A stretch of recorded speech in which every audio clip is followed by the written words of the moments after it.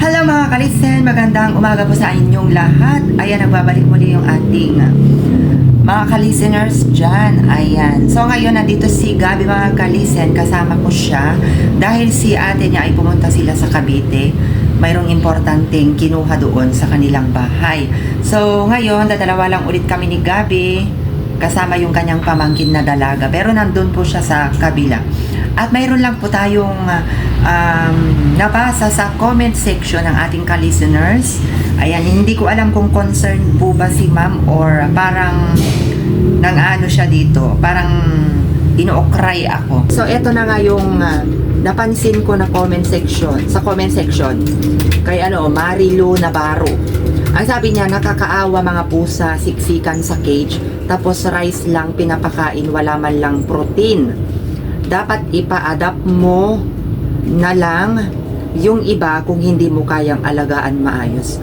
Ma'am, hindi mo po alam yung mga pinagsasabi mo kasi hindi mo alam kung ano yung naging rason, ano yung panimula namin ng ating mga 4 babies before. Kaya, wag mo sasabihin sa akin na hindi ko naalagaan ng maayos. Unat sa poll, hindi mo siguro nasaksihan kung paano sila lumaki.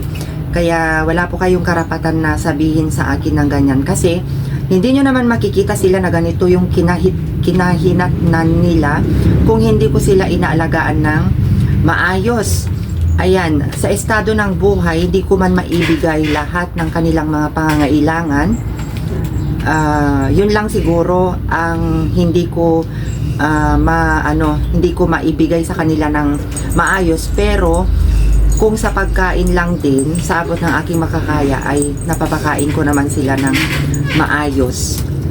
Ayan, so hindi mo rice lang, hinahalo ko po yung mga cat food na binibigay ng ating mga ka-listeners.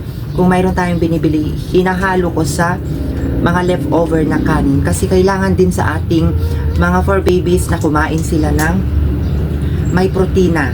Oo, at may karne din minsan. Ayan, kung ano yung nandiyan na natira, yun yung binibigay ko kaysa yung masira, di ba? Tapos sabi niya nakakaawa. Paano nakakaawa? Madam, tignan mo nga kung paano nakakaawa mga yan. Ayan. Paano nakakaawa, Madam Marilu Navarro, yung mga comment mo? Paano nakakaawa yan? Hindi po ba yung nakakaawa yung mga minamaltrato nila, kinukulong, hinahampas, mapaaso man o pusa? Hindi ba yun yung nakakaawa, Ma'am Marilu Navarro? O, nakita mo naman na sa maayos silang lagay. May cage na binigay ng ating mga tunay na ka-listeners dyan na sumusuporta sa kanila. Tapos sasabihin niya, kung hindi mo kayang maalagaan ng maayos ay ipa-adapt mo na lang. Uy, Ma'am Marilu Navarro, alam mo ba yung mga pinagsasabi mo, madam? Kung ikaw madali lang sabihin yan. Ako, kahit ma-stress ako sa kanila, hindi ko kaya. Minsan hindi tumakbo sa kukote ko na ipapa-adapt ko sila. Oo, hindi makayanan ng konsensyo ko na ipapa-adapt ko sila for how many years na nagkasama kami. Madam, gumising ka. Alam mo ba yung mga pinagsasabi mo sa comment? Isipin mo muna bago mo ihudyat dito sa comment section kasi ang daming nakakabasa sa comment mo, madam. Oo. Yun lang. Siksikan, hindi po yung siksikan. Ang siksikan ay parang sardinas. Oo. Kung siksikan man yung tingin mo sa kanila, hindi baling magsiksikan sila, madam. Wag lang sila masagasaan sa kalsada. Oh. Siksikan ba yan? 1, 2, 3, 4 na palapag yan. Oo. Although, aminado ako, hindi sila makagalaw ng maayos dito. Oo. Hindi sila makagalaw ng maayos pero okay naman sila. Ayan. So, bago ka mag-comment, Madam Marilu Navarro, ay isipin mo muna yung mga pinagsasabi mo sa comment section kasi nananahimik kami dito, Madam. Oo.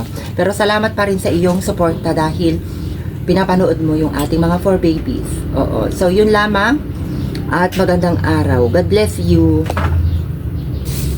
Bye.